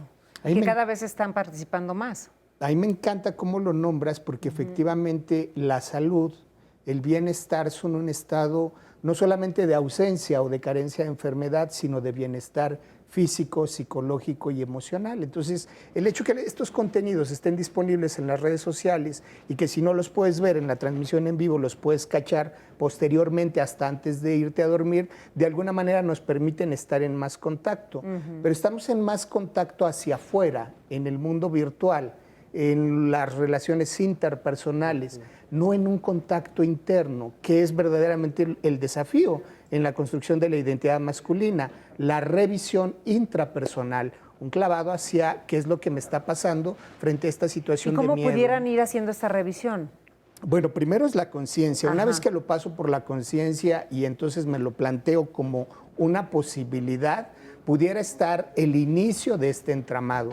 El gran tema es que los hombres no solemos registrar el miedo que sentimos ni la vulnerabilidad, porque como está asociado a la construcción femenina es algo de lo que bloquean? me quiero evadir. Lo siento, Ajá. lo experimenta mi cuerpo, me dice que algo está pasando, pero no le pongo nombre. Y cuando no le pongo nombre, menos lo expreso. Exacto. En esa trampa de sentir y expresar hay una asociación del miedo más bien con la tensión y la tensión con la frustración y la frustración con el ejercicio de la violencia. Entonces lo que estamos encontrando, que para este momento ya lo podemos sistematizar, es que han aumentado el número de casos en las llamadas por violencia en el interior de los hogares. Así Es decir, no estamos contactando con la emoción y lo que estamos haciendo es actuar únicamente en la violencia. Y de esta manera nos está afectando en todos los aspectos, pero el machismo está afectando directamente en este autocuidado de los hombres. Totalmente, totalmente. Por ejemplo, no incorporamos medidas de prevención y de cuidado como pudiera ser el lavado de las manos, que además no es que estuvieran en la práctica antes de la pandemia, es decir, desde antes de la pandemia no lavábamos las manos, no incorporábamos esos mecanismos de cuidado. Salimos y como una forma de reafirmarse es a través de asumir los riesgos, mientras más riesgos asumo, ¿Más entonces hombre soy? parece que más hombre soy, no me pongo el cubrebocas o lo miro como una conducta asociada con lo femenino. Entonces eso me pone potencialmente en riesgo. Eso por nombrar algunos casos. Los riesgos, por ejemplo, quien sale al supermercado lo enfrenta casi siempre el hombre, si hay que proveerse, es el hombre. Y entonces tenemos registro en las cámaras de los supermercados con los hombres con su lista o en el celular surtiendo los bienes de un espacio al que histórico y culturalmente habíamos renunciado, que son las compras y la cocina. Es decir, que sí tenemos la capacidad.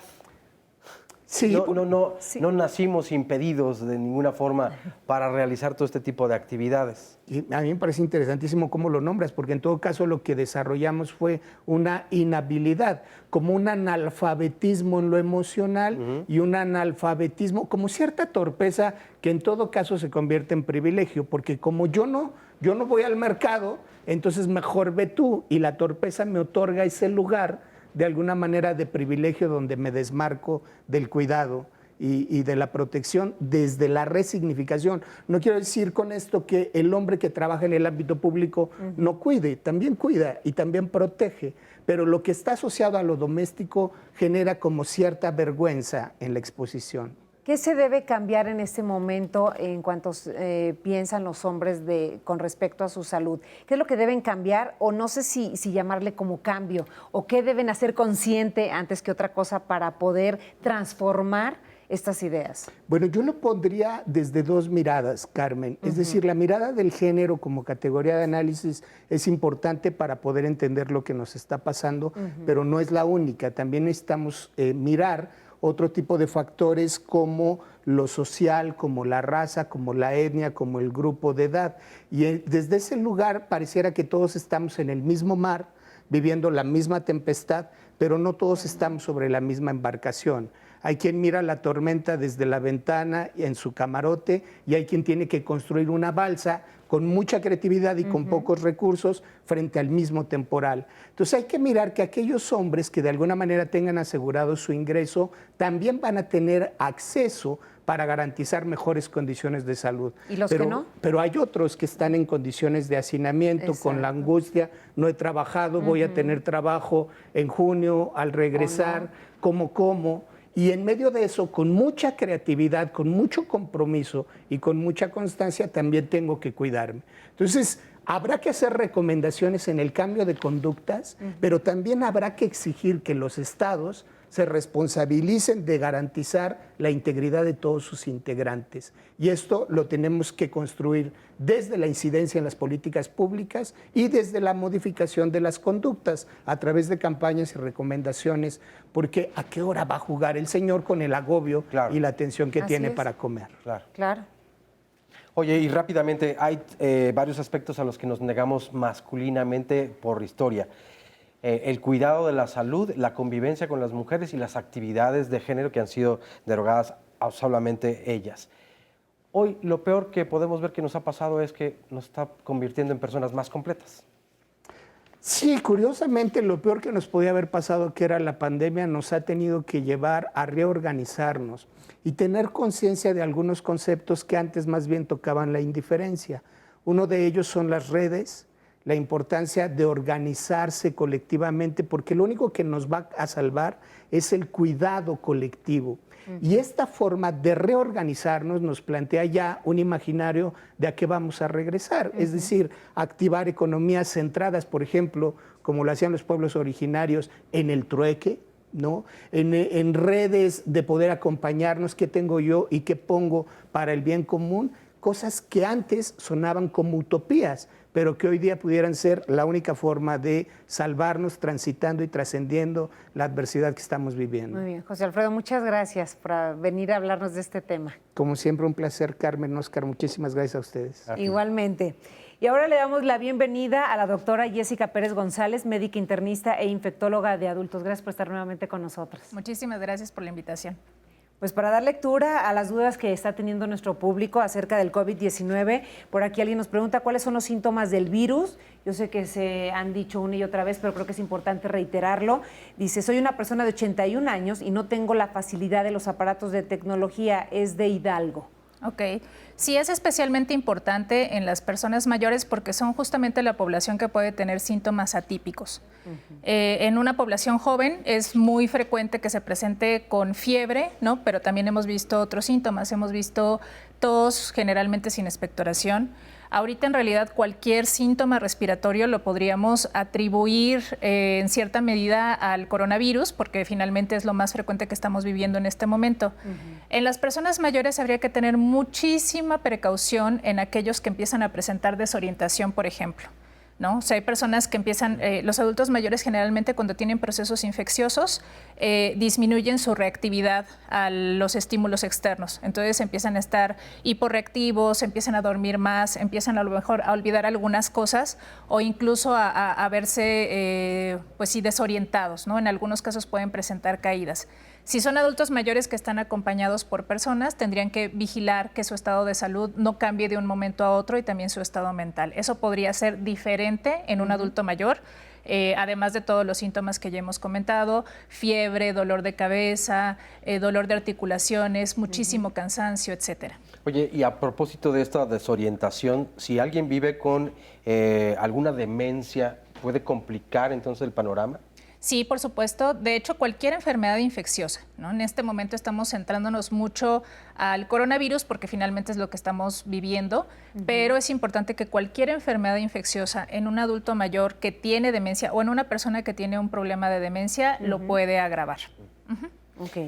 Dice otra persona, yo vivo con una discapacidad y tengo vejiga neurótica y por lo mismo me sondeo. ¿Es probable que al sondearme me infecte de COVID-19? No por el sondeo como tal. O sea, habría que tener obviamente las precauciones. En este momento en especial, hacer un lavado de manos adecuado, en este caso obviamente un lavado de manos antes y después de realizar el sondeo. Generalmente estos pacientes utilizan guantes, pero ya sabemos que el uso de guantes no sustituye el lavado de manos, ni antes ni después, ¿no? Entonces es muy importante tener el aseo adecuado.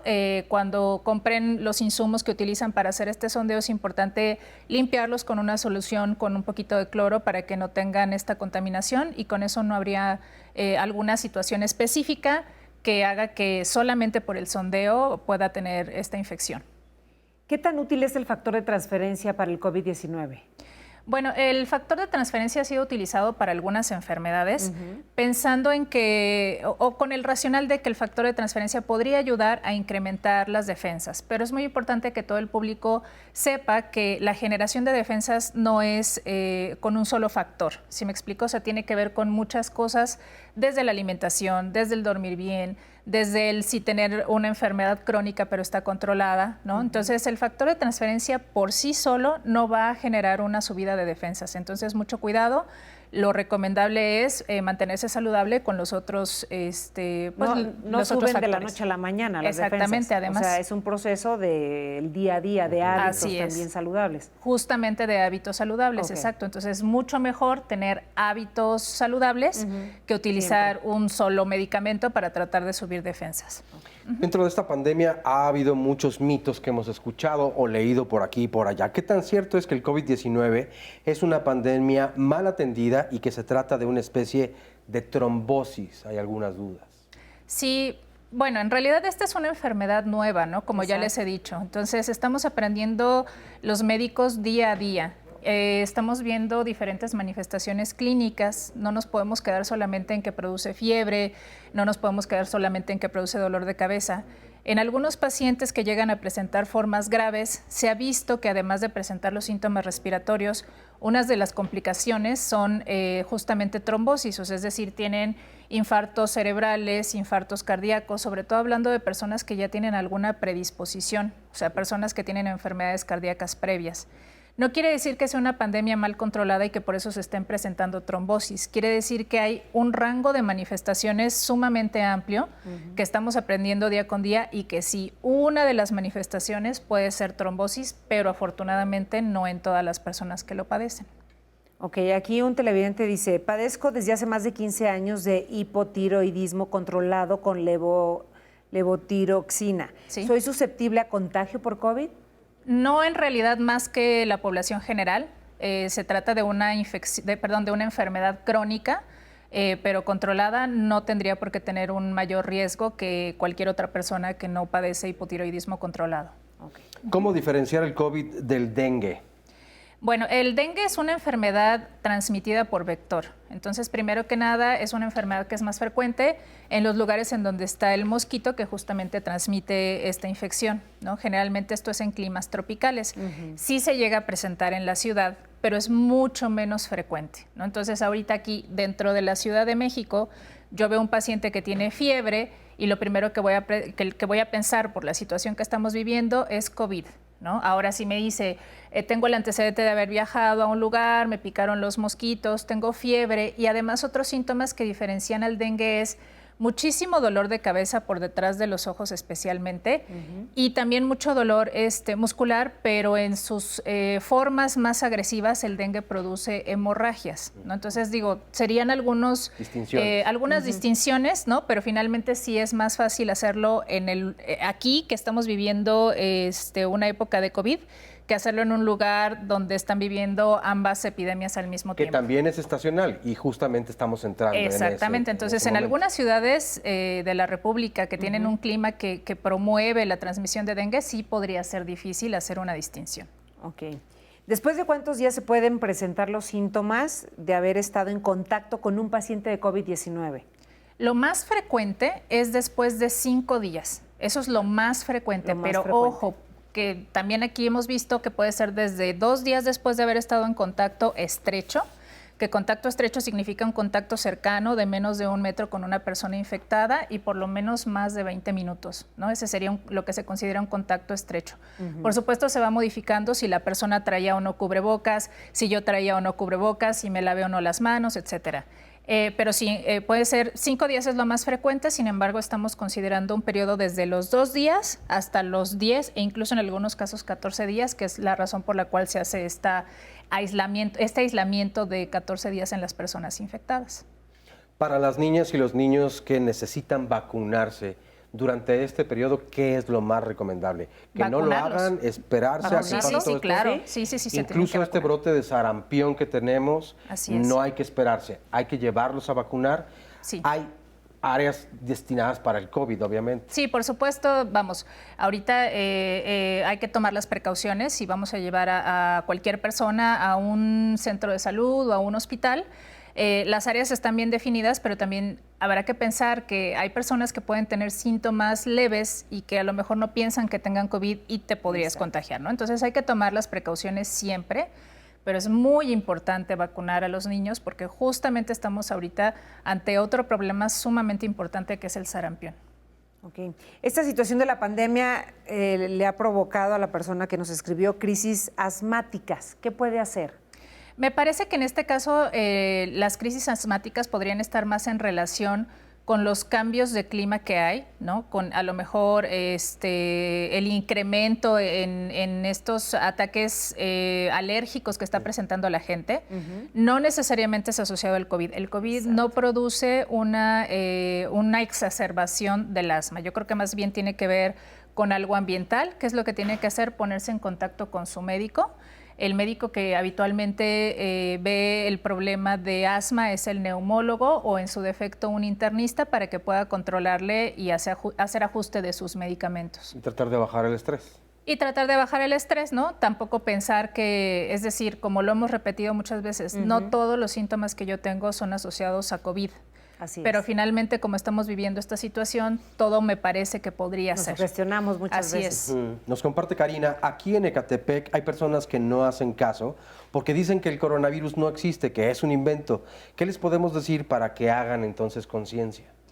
Creo que es muy importante, es decir, en este momento se ha dado mucho énfasis en redes sociales, en diferentes programas como el de ustedes, ¿no? Entonces creo que la gente que piensa que esto no existe, pues bueno, ¿por qué entonces los médicos estamos haciendo tanto esfuerzo por dar a conocer toda esta información, ¿no? O sea, nosotros si esto no existiera podríamos ahora sí que poner toda nuestra atención en otros problemas de salud que son sumamente importantes y que ahorita estamos dejando un poquito de lado. Entonces creo que si la comunidad médica se ve que está enfocándose en este problema, pues es porque es real, ¿no? Entonces ese sería más bien pues ahora sí que el mensaje a las personas que todavía creen que no existe. Así es. Si la persona fuma pero vive aislada, ¿tiene probabilidades de contagiarse? Bueno, es sumamente difícil, yo diría imposible que estemos al 100% aislados, ¿no? ¿Por qué? Pues porque tenemos que salir a hacer la compra, tenemos que bajar a tirar la basura, qué sé yo. Entonces, en esos pequeños momentos también se podría presentar un contagio. Las personas que fuman desafortunadamente tienen ya un daño pulmonar de base y si a eso le sumamos que presentan una infección por un virus que rápidamente se puede ir a las células que se encuentran en el pulmón, podría ser un síntoma mayor. Entonces, si está totalmente aislado, podría tener un menor riesgo, por supuesto, pero jamás será recomendable desde ningún punto de vista que una persona fume. No es recomendable viajar en este momento, pero para quien lo tiene que hacer, ¿cuáles son las recomendaciones? Tratar de mantener la sana distancia en la medida de lo posible. En caso de que no sea posible, pues bueno, el uso de cubrebocas, que sé que ha sido un tema bastante controversial, ¿no? Sí. Entre que si funciona, no funciona. Finalmente, el uso de cubrebocas nos da un poco también, pues, la sensación de que las personas se están cuidando. Y si yo veo una persona con cubrebocas, tiendo también a imitar, ¿no? Y a tratar de cuidarme un poco más. El lavado de manos sumamente frecuente y en caso de que no tenga a la mano agua y jabón, pues entonces alcohol gel. Sería básicamente lo que se puede realizar, ¿no? Y obviamente pues los viajes que sean sumamente necesarios. Muy bien, pues muchas gracias, doctora, por estar nuevamente con nosotros y responder, ¿no? ¿De qué? Las preguntas que tiene nuestro público. Muchísimas gracias a ustedes. Gracias. Y ahora los dejamos para terminar el programa, esta canción inspiradora, muy apropiada para estos tiempos. Disfrútenla.